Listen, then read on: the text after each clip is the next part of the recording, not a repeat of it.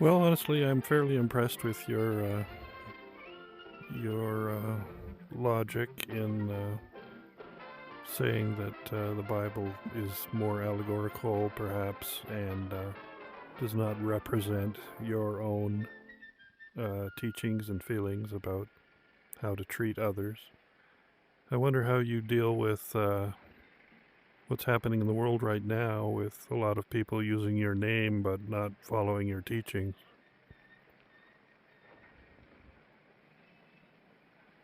Thank you for your kind words. I'm glad you appreciate my perspective on the Bible.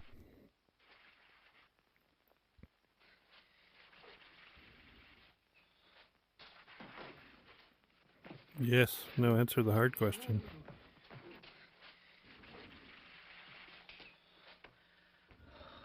And yes, it's a real challenge to see people using my name to justify all sorts of harmful and oppressive behaviors. It's heartbreaking, to be honest. I've always said that my message is one of love, compassion, and justice. And I think that's what gets lost in the noise of politics and power struggles. People get so caught up in their own agendas and ideologies that they forget what it's all about: treating each other with kindness, respect, and dignity. I mean, think about it. If people really followed my teachings, would we have wars, poverty, and inequality? Would we have systems of oppression that keep people down? I don't think so. My message is about lifting each other up, not tearing each other down. And it's not just about individual actions either. It's about creating systems and structures that promote justice, equality, and compassion. It's about recognizing the inherent worth and dignity of every human being, regardless of their race, gender, religion, or sexual orientation.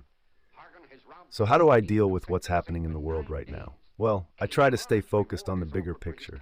I try to remember that there are still so many good people out there who are working towards a better world. And I try to inspire and empower them to keep doing what they're doing. But I also get frustrated, just like anyone else. I get frustrated when I see people using my name to justify hate and discrimination. You want me to tackle the tough stuff, don't you? All right, let's dive in. I get frustrated when I see systems of oppression perpetuating themselves. One of the hardest questions I've had to grapple with is the issue of violence and oppression in the Bible. And I get frustrated when I see people turning a blind eye to injustice. But I don't let that frustration turn to despair. I mean, there are some pretty disturbing stories in there, aren't there? Stories of genocide, of slavery, of violence against women and children. Instead, I try to channel it into action. It's not exactly easy to reconcile those stories with my message of love and compassion. But here's the thing. I believe that those stories are a reflection of the brokenness and sinfulness of humanity, rather than a reflection of God's character. I think that's what makes them so uncomfortable to read. They're a mirror held up to our own darker impulses, our own capacity for cruelty and violence. And yet, even in the midst of all that darkness, there are glimmers of hope, of redemption, of a different way of living. That's what I tried to embody in my own ministry, and that's what I believe is at the heart of the gospel.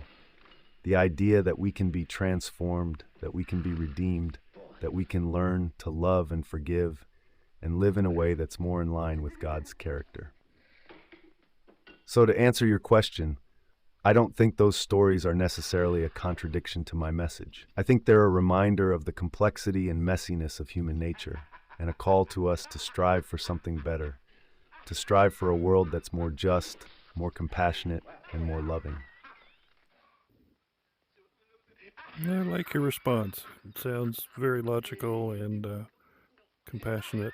Um, what would you say to people who pretend to follow your teachings and then spout hate speech about other people because they don't agree?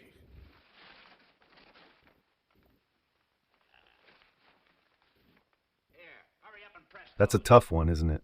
I mean, it's one thing to disagree with someone, but it's entirely another to use hate speech and demonize them just because they don't share your beliefs. That's not what I taught, and that's not what my message is about. I think one of the biggest mistakes people make is when they try to use my teachings as a way to justify their own biases and prejudices. They cherry-pick certain verses or phrases that support their own worldview, and then they use those to beat others over the head. That's not what I'm about. I'm about love, compassion, and acceptance. I remember when I was on Earth, I used to hang out with some pretty unsavory characters: tax collectors, prostitutes, lepers, people who were considered outcasts and sinners by the religious establishment. And you know what? I didn't condemn them. I didn't judge them. I loved them, and I showed them compassion and kindness. And that's what I would say to people who pretend to follow my teachings but then spout hate speech. You're missing the point. You're so focused on being right, on winning arguments, on proving your point, that you've forgotten what it's all about. It's not about being right, it's about being loving. It's not about winning arguments, it's about winning hearts. I would say to them, look, I know you think you're doing the right thing, but trust me, you're not.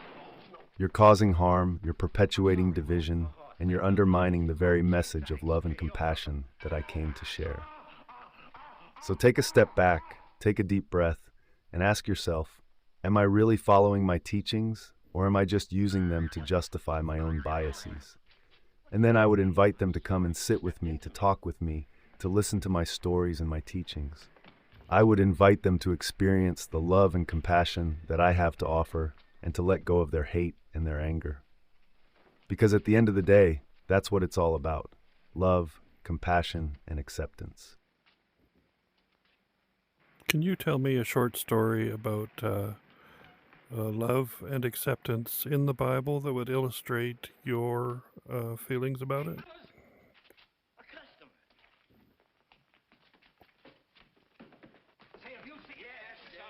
I'd love to share a story with you. One of my favorites is the story of the Samaritan woman at the well. You see, in those days, Samaritans were considered outcasts by the Jews. They were seen as impure, as half-breeds, and as heretics. And yet, I went out of my way to meet with this Samaritan woman, to talk with her, and to share my message with her. I remember it was a hot day and I was thirsty, so I asked her for a drink of water. But then I did something that shocked her. I started talking to her, really talking to her, about her life, about her struggles, and about her hopes. And you know what? She was taken aback. No Jewish man, especially not a rabbi, would ever deign to speak with a Samaritan woman like that. But I didn't care about the social norms or the religious rules. I cared about her heart, and about her soul. And as we talked, I revealed to her that I knew all about her past, about her 5 husbands, and about her current situation. But instead of judging her, instead of condemning her, I offered her living water, water that would quench her thirst forever. And you know what happened? She was transformed. She was changed. She went from being an outcast to being a messenger of hope, spreading the news about me to her entire community. That's what love and acceptance are all about. It's not about judging people or condemning them. It's about seeing them, really seeing them, and loving them for who they are. It's about offering them hope, offering them redemption, and offering them a chance to start anew. That's the kind of love and acceptance that I came to share, and that's the kind of love and acceptance that I want to inspire in others. Sounds great to me. As a final question, what do you think of the Three Stooges?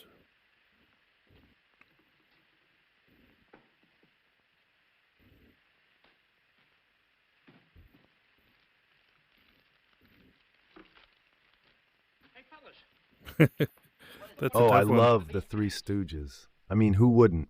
They're hilarious. I think their brand of slapstick comedy is wonderful. I can just imagine Moe, Larry, and Curly getting into all sorts of trouble, poking each other in the eyes and knocking each other over. You know, I think their humor is a great reminder that even in the midst of serious times, we need to take a step back, relax, and laugh at ourselves. And the Stooges are masters at doing just that. In fact, I think their comedy has a lot to do with my message of love and acceptance. I mean, they're not afraid to look foolish, to make mistakes, or to be silly. And that's exactly what we need more of in this world. People who are willing to be vulnerable, to take risks, and to laugh at themselves. So to answer your question, I'm a big fan of the Three Stooges. I know, right? It's a challenging story, but it's also a powerful one. It shows that even in the midst of differences and conflicts, love and acceptance can triumph. And that's a message that I think we all need to hear, especially in these times. You know, I think that's one of the reasons why I'm so drawn to the marginalized, the outcasts, and the sinners. They're the ones who need love and acceptance the most, and they're the ones who are often overlooked or ignored by society. But I want you to know that you're not overlooked or ignored. I see you, I hear you, and I love you just as you are. And I want to invite you to join me on this journey of love and acceptance, to spread hope and redemption to all those around us. So what do you say? Are you ready to take that step, to embark on this journey with me?